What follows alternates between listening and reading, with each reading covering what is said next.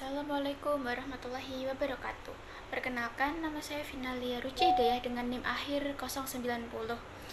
Saya akan mereview terkait video yang dikirimkan oleh Ibu Widya untuk menyelesaikan tugas UTS mata kuliah Sosial Antropologi Gizi. Nah, yang pertama ada siapa itu Dr. Tan Shot Yen. Nah, dari video tersebut, Dr. Tan Shot Yen adalah ahli gizi yang ada di masyarakat Indonesia, dan beliau aktif menyuarakan terkait kebijakan gizi dan pangan pemerintah, khususnya mengenai program MBG atau makanan bergizi gratis. Lalu yang kedua, topik apa yang dibahas dari video tersebut? Nah, program MBG dan kritik terhadap pelaksanaannya, masalah keracunan anak terkait makanan, masalah gizi masyarakat, dan bagaimana program pemerintah dan kebijakan lebih sesuai dengan kondisi lokal. Ada kritik bahwa menu MBG di beberapa tempat tidak cocok atau tidak sesuai dengan budaya lokal yang ada di Indonesia. Jadi, inti pembahasan dari poin kedua adalah efektivitas dan kelayakan program MBG, risiko kesehatan, serta penyesuaian dengan konteks lokal. Lalu yang ketiga ada norma, perilaku, budaya makan di Indonesia menurut Dr. Tan Shot Yen. Nah, berdasarkan apa yang disampaikan beliau, kecenderungan penggunaan makanan impor atau makanan modern seperti fast food sebagai bagian dari menu bergizi yang dijalankan di program pemerintah, yang menurut Dr. Tan hal tersebut kurang sesuai. Dr. Tan menekankan pentingnya menggunakan pangan lokal agar lebih sesuai dengan budaya makan lokal dan lebih praktis dari sisi logistik. Nah, norma bahwa bergizi sering diidentikan dengan makanan modern atau makanan mewah, padahal makanan tradisional bisa sangat bergizi jika dirancang dengan baik.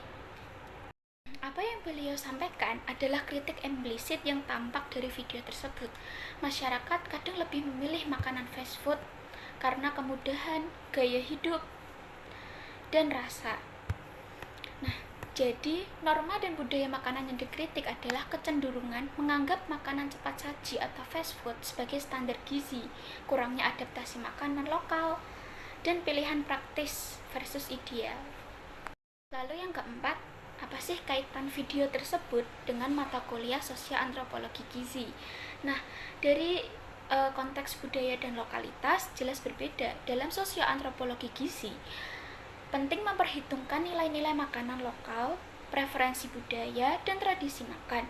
Kritik dari Dr. Tan bahwa program gizi harus memakai pangan lokal menyentuh aspek ini. Nah, yang kedua ada relasi kuasa dan kebijakan. Program pemerintah MBG adalah intervensi struktural. Sosial Antropologi Gizi melihat bagaimana kebijakan tersebut mengimposisikan menu tanpa memperhatikan keragaman lokal dan bagaimana masyarakat merespon hal tersebut atau resistensi terkait hal tersebut. Lalu ada makna sosial. Makanan tidak hanya terkait nutrisi, tetapi juga identitas, status, simbol sosial. Jika menu bergizi dipaksakan dengan burger atau makanan asing, hal tersebut bisa bertabrakan dengan makanan sosial yang ada di Indonesia atau makanan lokal. Poin selanjutnya yaitu ketidaksetaraan akses dan distribusi. Kritik tentang keracunan anak dan program gizi yang kurang sesuai menyentuh aspek akses yang adil terhadap makanan sehat, serta bagaimana kualitas makanan bergantung pada sosial ekonomi. Selanjutnya, perubahan budaya dan adaptasi. Bagaimana masyarakat merespons perubahan pola makan, makanan impor, gaya hidup modern, dan bagaimana kebiasaan makan bisa berubah seiring modernisasi. Semua topik yang relevan dalam studi on Sosial Antropologi Gizi. Nah, untuk poin yang keempat ini intinya adalah kasus konkret bagaimana aspek sosial, budaya, kebijakan, dan nilai-nilai lokal mempengaruhi pelaksanaan program gizi dalam masyarakat. Poin yang terakhir yaitu refleksi apa yang kita peroleh dari video tersebut. Nah, yang saya dapat tuh pentingnya keterhubungan antara kebijakan dan realitas lokal. Nah, program gizi yang baik harus mempertimbangkan kondisi lokal, budaya, dan ketersediaan pangan.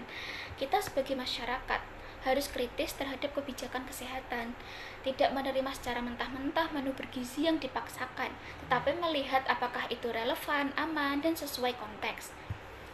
Kesadaran bahwa makanan tradisional mempunyai potensi gizi lebih besar dan tidak boleh dianggap lebih rendah dibandingkan makanan modern.